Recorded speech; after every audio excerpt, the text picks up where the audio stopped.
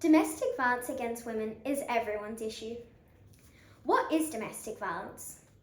Domestic violence is uncontrolled, violent, or aggressive behaviour within the home towards adults and kids.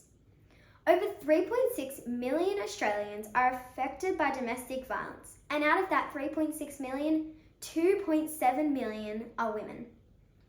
Domestic violence can be physical, verbal, financial, sexual, and/or psychological. Did you know that 1 in every 4 women will experience domestic violence in their lifetime? Or that 85% of domestic violence victims are women? Or the awful fact that every 9 seconds a woman is being abused?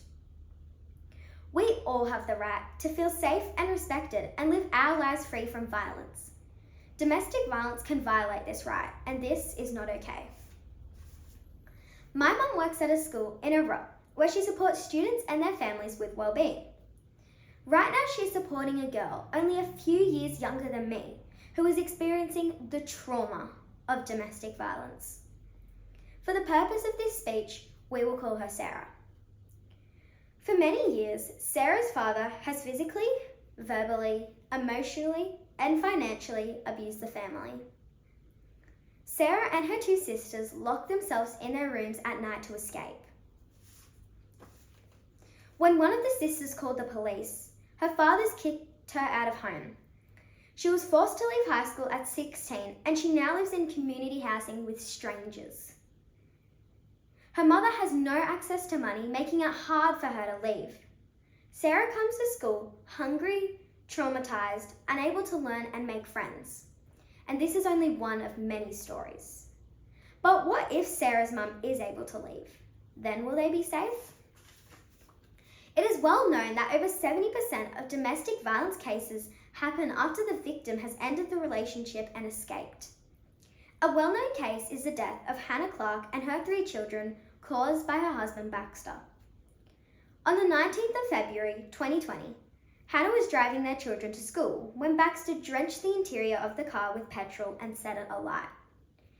Hannah was pulled burning out of the car by bystanders, and then she told them that Baxter had poured petrol on her. While the car was burning with the 3 children inside, Baxter stopped bystanders from putting out the fire before he stabbed himself to death.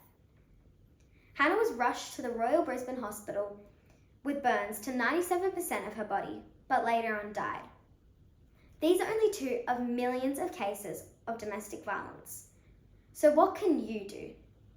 It is too late to change the attitudes and actions of Sarah's father and Hannah's husband, but there are still things we can do to change people's attitudes and prevent this from happening to other people like Sarah. Violence against women comes from gender inequality and disrespectful and sexist beliefs and attitudes towards women and girls. Treat everyone with kindness and respect.